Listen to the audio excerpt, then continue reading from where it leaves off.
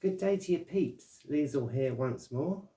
Yeah, and today I'm coming to you with the second part of our wood staining tutorial, which I think is nice because I've never really covered this step by step or very comprehensively. So straight in. If you remember last time we were using tea to enhance the grain on the poles basically that we're going to use for the double neck. Yeah, on this low bone. Now, just to catch you up, basically I've done 2 layers of tea on each neck, and then a layer of, actually I used coconut oil, which I have here. Coconut oil is really good. It's another one that I forgot to mention last time. It's really good, especially if, say you want to keep it fairly blonde and you don't want to darken the colour too much. You can use that on its own. You can mix it with anything from coffee to like acrylics really, and I'm going to show you how we do that today. Yeah, to create any sort of colours you want. So without further ado, because I don't want to get too ahead of us very much off camera today, but I really did want to show you this bit, so straight in. Okay, so for the second part of the process, we're using cheap coffee. It needs to be cheap. Here's what I got from the local corner shop. See, £1.29, yeah. So cheap as chips, as you can see. Classic rich roast.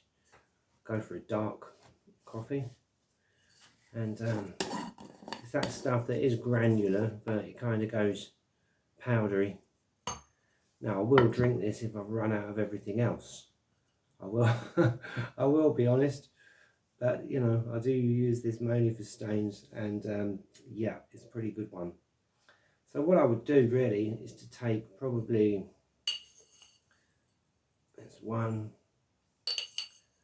let's say 2 teaspoons, just a standard size teaspoon of the coffee, and we want to create a fairly thick paste for this one.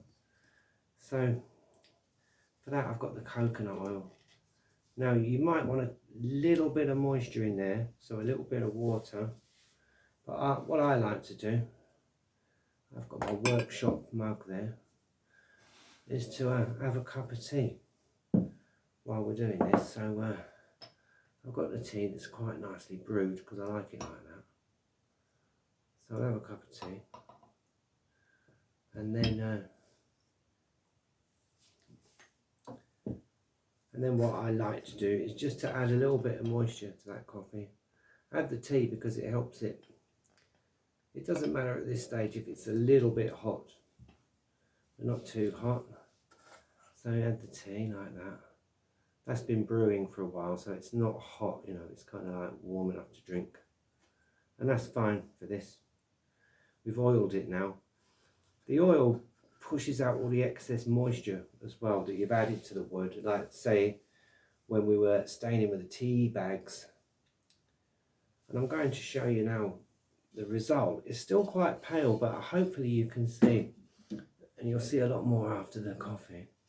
There's grain starting to show through, and there it is, and that will come up a lot brighter with more oiling and the various parts of the process.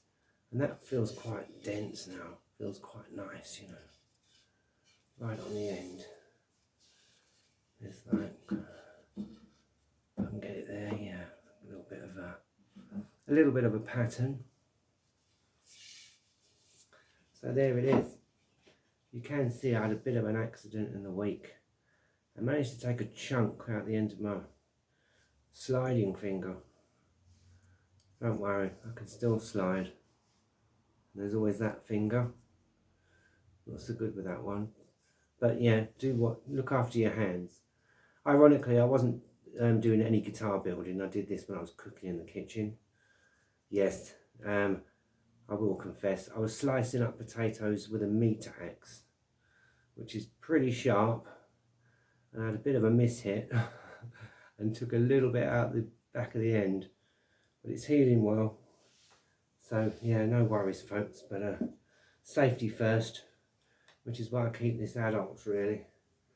Don't take risks. Or if you're going to take risks, take calculated ones. That's probably a better way of putting it. But anyway, it was an accident. Oh, just have a sip of my tea there. And that's lovely.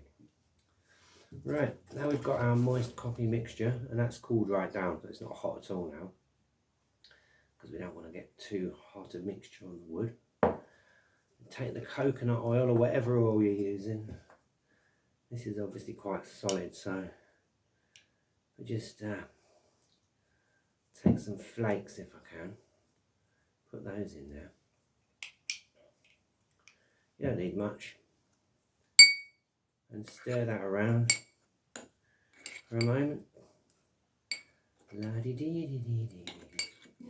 Got this little measuring spoon here, it's good for helping the mix. And it will dissolve even in cool water. It doesn't matter too much anyway, because I'll show you when we put it on the neck. This is basically how it works. So you want a fairly pasty consistency if we can. If not, it doesn't really matter.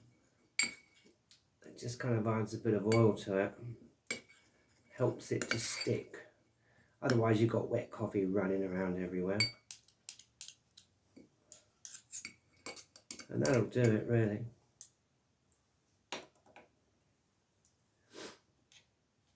This is a catering tea table. Tea table? Tea cloth? This is a catering tablecloth. So it doesn't matter if things go all over it really. Most things wash out of it, and it is basically just used for these purposes. I got it from the local market where they were £1 each, which I thought was an absolute bargain because they're really well made. I think they were basically surplus from a cafe or something like that. Get a piece of rag, any old rag, fold it up and just dab it.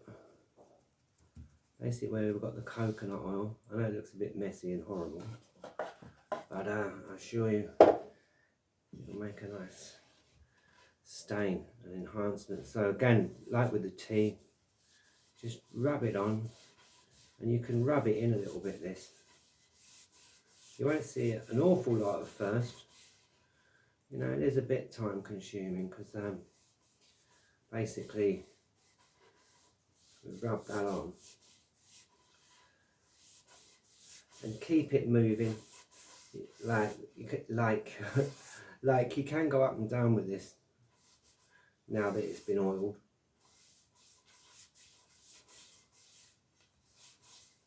If we just go along on the edge like so, you can see that it's actually getting slightly darker, and you can see there where it's starting to bring the grain out, like the dark parts of the grain are coming out darker. It kind of tattoos the grain after a few coats. It's pretty sticky, this. I found chicory actually, if you've got ground chicory type coffee drink, works really well, but there's only one place that sells it around here and I haven't had a chance to get up there, so we're using the good old cheap coffee from the corner shop and just keep rubbing that in like that, up and down. Now you might want to wear rubber gloves because your hands will get a bit messy. I'm not really worried about that, but yeah, when you're doing the turmeric you will want gloves because it will stain your hands, it will stain everything, but we'll get on to that and I'll show you that in a bit in a later video, because this is stage 2 that we're doing.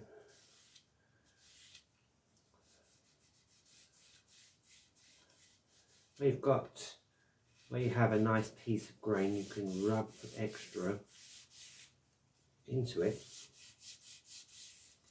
because we will be lightly sanding between coats. And there it is. Just pop it on top of the rag so you're not getting it all over the table. And just do a bit more there. On the end. That's it. I know that's a bit out of shot, but we'll just go on the end. It's quite dark, but I like that. On the cut end, it looks quite good. And there it is. Typical Liesel styling. But you can see if I tilt that the grain is starting to come out darker, and the other parts have stayed quite a lighter colour. And that's basically it, really. Just like I say, you won't see a lot right now because it is, as you leave it, it actually gets darker, you know, and a nicer colour with time. So you leave that overnight or a couple of days. I left the tea stains 2 or 3 days. I was going to do this yesterday, but you see I had a bit of an injury, so I'm doing it today instead. And there it is. And there's lovely. Go in any little areas you might want to colour. And if I can just show you this end. It looks quite messy at the moment, but you can see where bits of the grain are coming through already. A little bit darker. And that's that for that, really. So again, put it somewhere not too warm, in a cool place. If you have a shed or somewhere drafty, put it in there because it's even better. As long as it stays, you know, relatively dry from the elements, it'll be fine. You can see, here's the other one. I haven't started this one yet. It's just had the tea. There's some quite nice grain at the top there. Again, it's not showing up so much at the moment, but if we put them together, that's one layer of the coffee, obviously, and you can see how that's already making a bit of a difference. Yeah, and there it is, really. So we would just continue with that, and that is typically what I would do on the second phase. I leave that overnight, and I'll probably do a couple of extra coats tomorrow, and then I would give it a light sand, something fairly fine. If you've got something like 150 grit, that's good, or even more. Use yellow sandpaper, because aluminium, or wet and dry paper as I would call it, does leave grey streaks unless you're using a very fine grit. I have like 5,000 grit, you know, which is basically like, say you had an old car and you cut the bodywork, you know, like the paint's faded. It's like that. It's basically for doing a kind of very polishing layer. We'll also get onto that later as well. So there it is. And in a nutshell, just to recap, so yeah, we mix the coffee with some coconut oil, which is solid because it's so cold in here at the moment in the UK. Yeah, it's about 30 degrees F, something like that. -2 in Celsius anyway at the moment. So pretty cold outside, but it's nice and warm inside the sound lab. Yeah, which does lead me on because next up we're going to have some music at long last. So I will be playing a couple of rags, and I hope to film those just when I'm sort of jamming around, really. And also the next part of the body build for this double neck low bow, and that will be brought to you by Professor Liesel. Yes, because she did have a rather good idea for improving the sound on this instrument based on scrutinizing the build of the original one from the book that we saw earlier, which is basically fixed into a recess up inside the lid of the instrument. Now, yeah, on the original one, I noticed there are like covers on the top where there's holes cut out, and that's basically where the piezos are. I did say to Professor Liesel, how are we going to do this without making nasty big holes in the lid and all this sort of thing. She did come up with a way of doing it, so like I say, she is a bit weird, but she does know what she's talking about. And yeah, we will be demonstrating this on the next video. So yeah, next up will be either me with a few rags, or it will be Professor Liesel, but both are going up there very soon anyway. I will continue with colouring bits and pieces. One thing I did want to show you actually was I did tea the Monte Cristo box, which did, as we know, meet with a bit of an accident on the back. But we're going to patch over that and fill it, because I have come up with something rather nice and very suited to this box. Basically, to build with this box, it will be something of a backpacker instrument. And after we've done our sessions on the resonator instrument, I will make a start on this, along with the license plate guitar, very hopefully. So there it is, really. I guess we could see what this looks like with a coffee stain, which is starting to solidify quite nicely now. It looks revolting, okay, but it does a good job. If we just swipe a little bit on there for now.